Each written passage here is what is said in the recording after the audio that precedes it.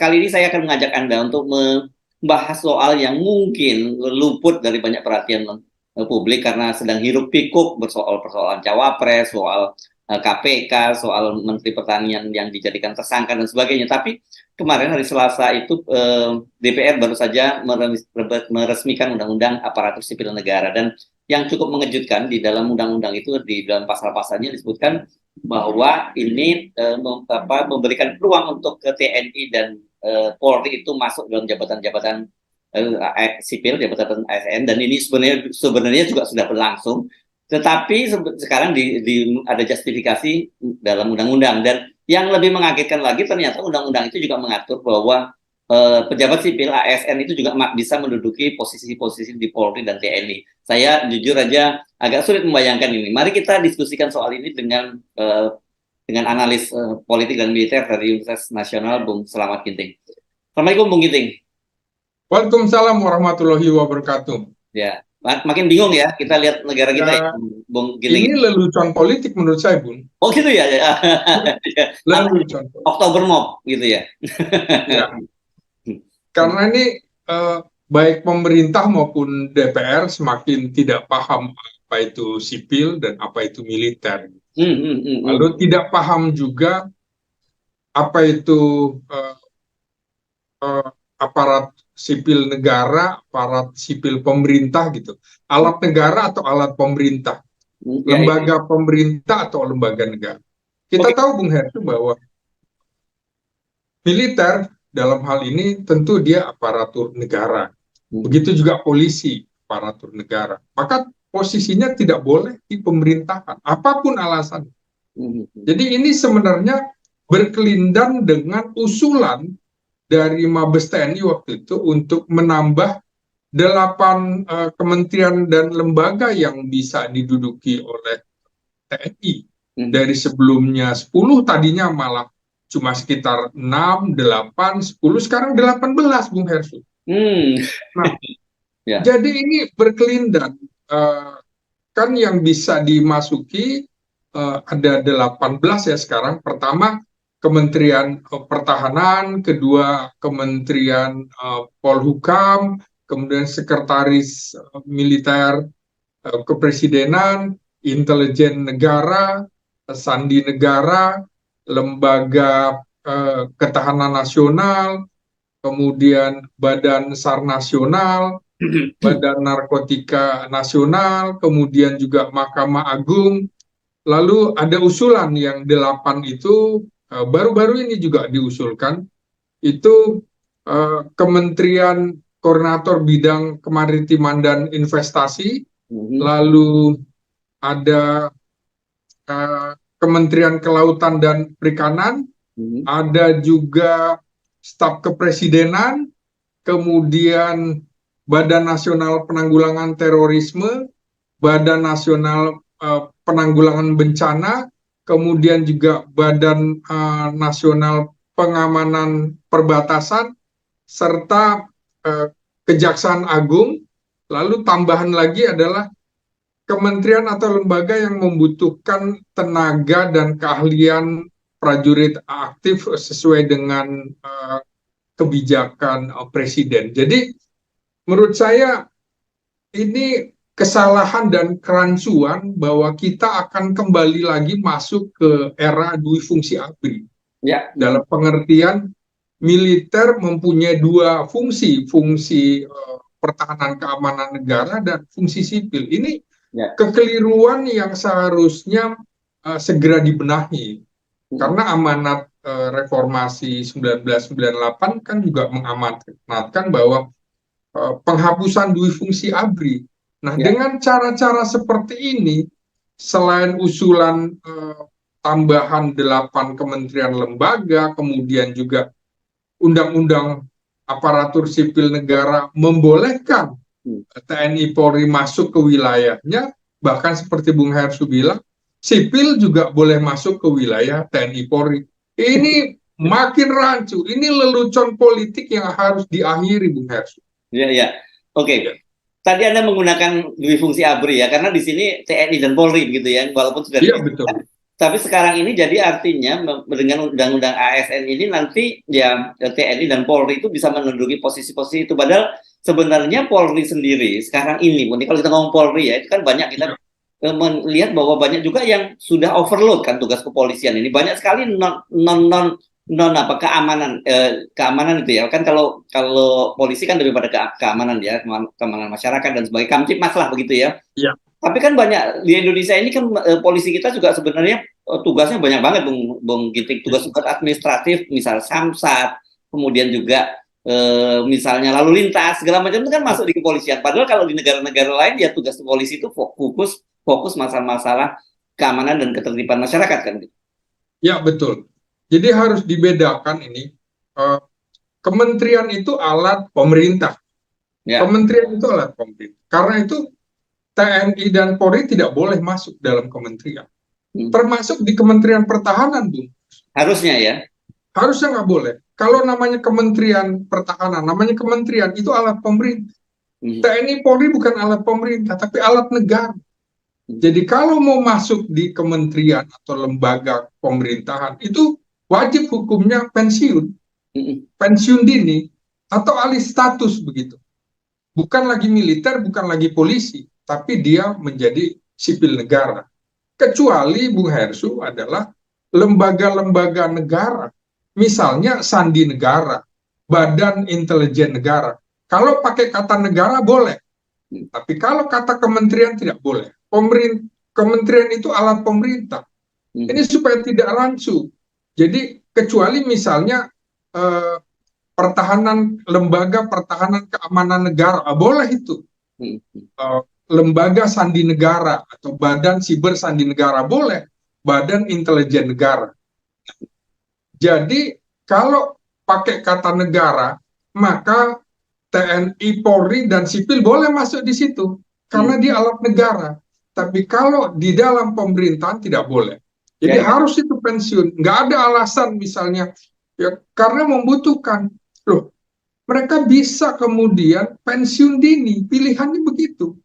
Ketika kemudian di Kementerian Pertahanan, aneh bagi saya ada misalnya Irjen Kementerian Pertahanan, kemudian Sekjen itu juga harus militer. Tidak, bisa sipil gitu. Karena itu pemerintahan, alatnya presiden, alat pemerintah. Presiden dalam kapasitas sebagai kepala pemerintahan, bukan kepala negara. Sama harus dibedakan. Sekretaris negara, sekretaris kabinet. Sekretaris kabinet adalah pemerintah. Tapi sekretaris negara, alat negara. Maka ada misalnya rapat negara.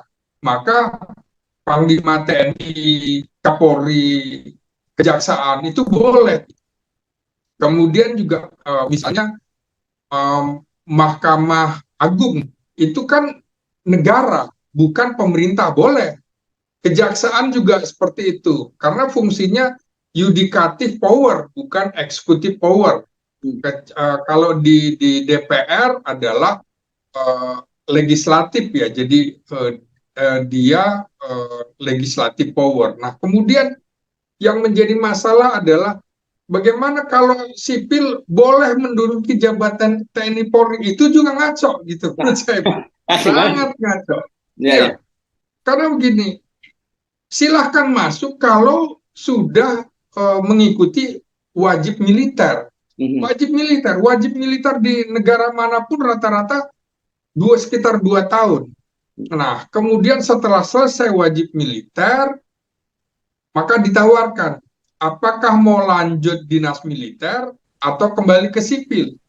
Tapi kalau ada panggilan negara, misalnya perang seperti Malvinas waktu itu, Bung Hersu, itu juga keluarga kerajaan Inggris kembali lagi masuk ke militer, dikirim. Nah, itu fungsinya wajib militer. Dan itu kan sebenarnya ada di dalam undang-undang kita. Setiap warga negara berhak ikut wajib bela negara. Nah, itu yang harus dimainkan. Jadi menurut saya kekeliruan dan fatal sekali kalau kemudian TNI dan Polri kembali lagi masuk ke dalam lembaga-lembaga pemerintahan. Kalau mau masuk, ya sudah, harus pensiun. Sama juga dengan menjadi pejabat gubernur, wali kota, bupati. Mereka harus pensiun, gitu loh. Ya, Kalau nggak mau, ya jangan. ya, oke. Pilihannya juga kalau mau di Kementerian Pertahanan, dia harus pensiun. Hmm. Bukan kemudian dia lanjut sebagai militer. Tidak ada tuh Bung di negara manapun. Ini Ya, yang kekeliruan yang harus kita benahi. ya. Bahayanya apa, Bung Ginting, dengan lahirnya Undang-Undang ASN ini yang memberi justifikasi terhadap keberadaan dari TNI Polri di lembaga-lembaga pemerintah tadi itu? Bahayanya dia nggak ngerti fungsi tentang militer itu sendiri, sipil tapi tidak mengerti militer. Militer itu adalah orang yang disumpah untuk berani mati. Tugasnya itu adalah untuk tugas negara. Nah, sipil kan tidak seperti itu. Hmm. Nah, bagaimana mungkin kemudian uh, sipil kemudian menduduki jabatan di lembaga-lembaga militer, dan ini akan rancu, penghormatannya aja nggak tahu, bagaimana kemudian kewajiban-kewajibannya ketika harus menghadapi peperangan. Itu boleh saja nanti kalau sudah ada wajib militer. Hmm. Kita kan selama ini selalu saja ada pro dan kontra terhadap usulan wajib militer. Padahal itu panggilan konstitusi. Dan Hmm. sampai sekarang tidak ada. Hanya komcat, komponen cadangan. Hmm. Itu juga aneh menurut saya. Tanggung gitu loh. Kenapa tidak dilakukan saja wajib militer? Nah, ini menurut saya yang harus dibenahi.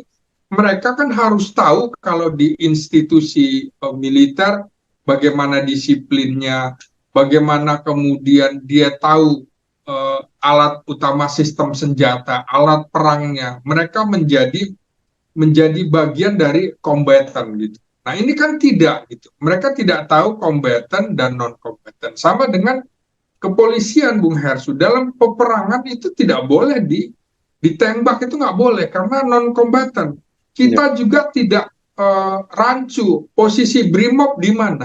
ya, Itu adalah semi kombatan gitu. ya, Makanya seperti BRIMOB harusnya masuk di dalam uh, tengah-tengah posisinya. Dia di alat negara, makanya harusnya ada apa, hankam negara begitu ya, bukan kemudian kementerian. Dia harus masuk di situ. Dia agak terpisah dengan kepolisian, Bung, karena dia separuhnya militer juga, dan mereka bisa dibunuh dalam sebuah pertempuran atau peperangan. Polisi biasa tidak. Nah, kita harusnya bisa membedakan itu, Bung.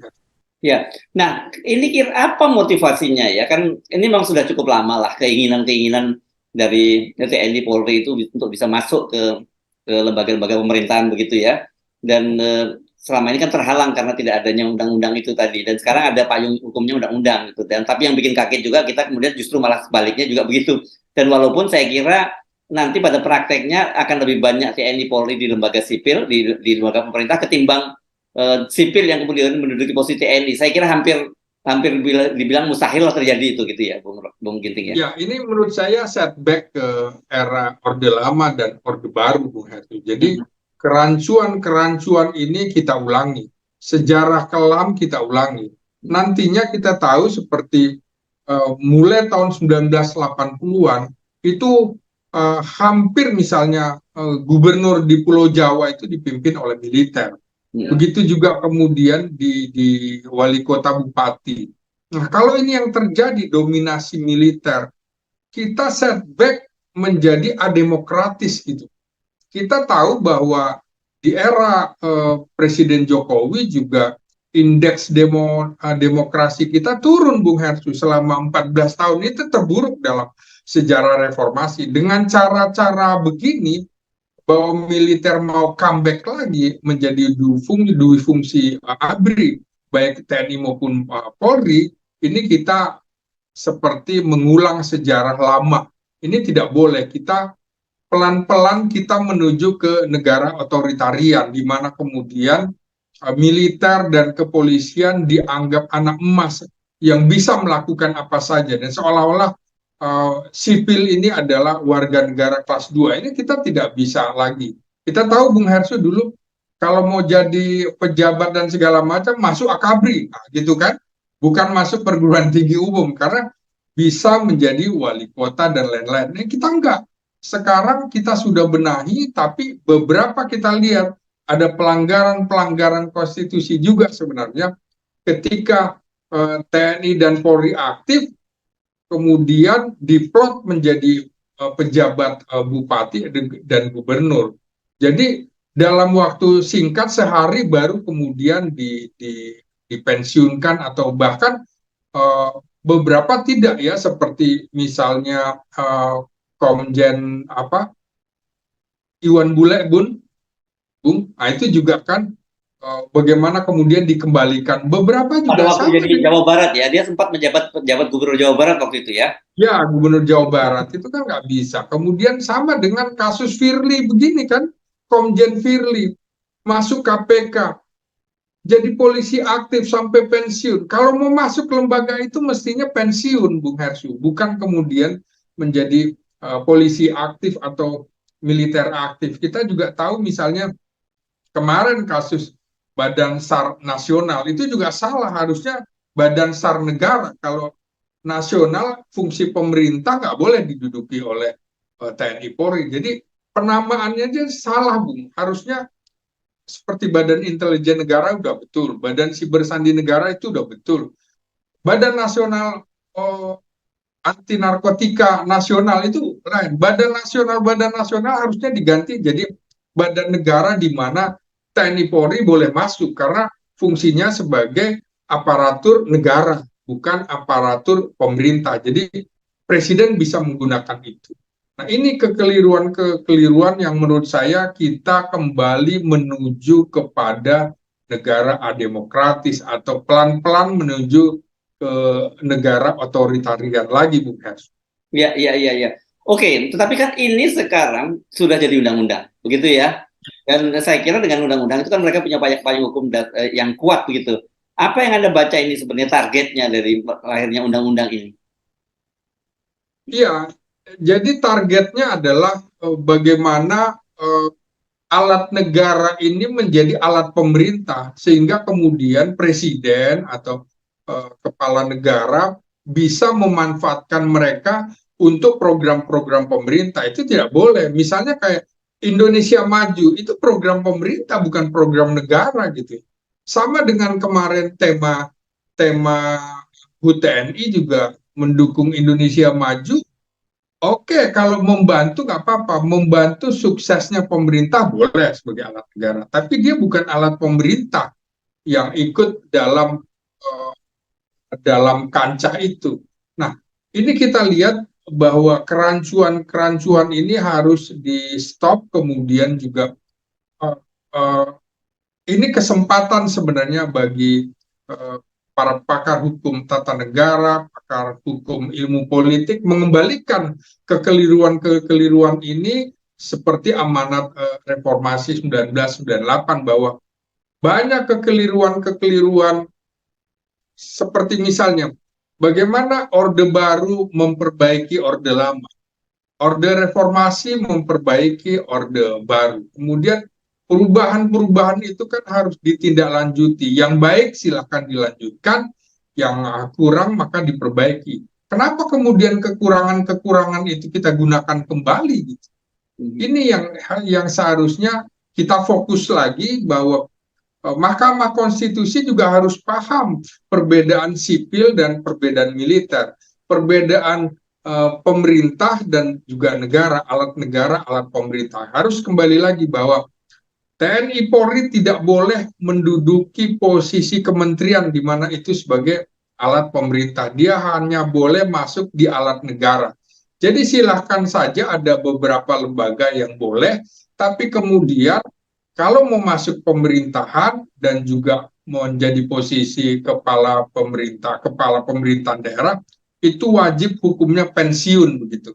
Ya. Kalau kemudian ke pemerintahan, maka pensiun dini atau alih status dengan mempertimbangkan kemudian sumber daya manusia di kementerian itu jangan seolah-olah TNI Polri lebih baik kemudian bisa menduduki dan itu Semua kan posisi artinya ya. mematikan karir aparat pemerintah yang lain, begitu Bung Hersu. Ya, ya, dan menjadi warga negara kelas 1 seperti Anda sebut tadi ya. Ya, betul. Oke. Ya. Nah, kalau TNI dan Polri menduduki posisi-posisi sipil, kan itu kita sudah bisa membayangkan, sudah ada contohnya yang sudah terjadi sekian lama begitu ya, Bung Ginting ya. Tapi kemudian yang saya sampai nggak habis pikir, kemudian kalau sebaliknya, kemudian aparatur sipil negara juga bisa menduduki posisi di militer dan Polri, apakah ini cuman ini sebuah hal yang sangat serius atau cuman sekedar enggak kok, ini ternyata kan kita bukan berarti TNI dan Polri mendominasi, karena sipil juga bisa melakukan hal yang sama. Tapi saya sulit membayangkan misalnya ada seorang Pangdam yang diisi dari sipil gitu, atau Panglima TNI dari sipil kan gitu. Nah, ini juga kan kita tahu Bung Hersu bahwa tidak semua posisi bisa diduduki oleh orang sama di lembaga manapun. Harus sesuai dengan meritokrasi. Betul. Bagaimana mau jadi meritokrasi kalau kemudian mereka tidak paham fungsi-fungsi ini? Taruhlah mereka di lembaga militer, diduduki posisi apa? Oke, kan ada yang disebut PNS, pegawai negeri sipil di lingkungan Mabes atau Ya. di kepolisian juga gitu, baik Mabes TNI, Mabes Angkatan dan kepolisian. Itu boleh. Fungsinya adalah fungsi-fungsi administratif yang membantu, yang bukan bagian dari fungsi pertempuran. Nah, itu boleh. Tapi kalau kemudian boleh menduduki jabatan yang menjadi masalah, jabatan apa itu kan tidak terungkap, Bung Hersu, dalam undang-undang yang diungkap ini. Apakah kemudian boleh menduduki jabatan eselon 1, eselon 2 militer yang seperti apa, itu kan tidak tercantum dalam undang-undang seperti itu. Jadi undang-undang ini masih banci dan harus dipertanyakan kembali. Esensinya apa? Fungsinya apa? Kemudian manfaatnya apa? Daya gunanya apa? Kalau kemudian tidak punya kegunaan, untuk apa dipaksakan dengan alasan demi keadilan, karena militer dan polisi boleh menduduki posisi di sipil, maka sipil juga boleh. Nah, itu ngaco namanya, Bung Hers. Makanya saya bilang ini lelucon politik di Oktober ini, Bung Hers. Yes, Oke. Baik, Bung Ginting. Terima kasih banyak ya, Bung Ginting. Baik, makasih. Yuk. Assalamualaikum warahmatullahi wabarakatuh. Waalaikumsalam warahmatullahi wabarakatuh.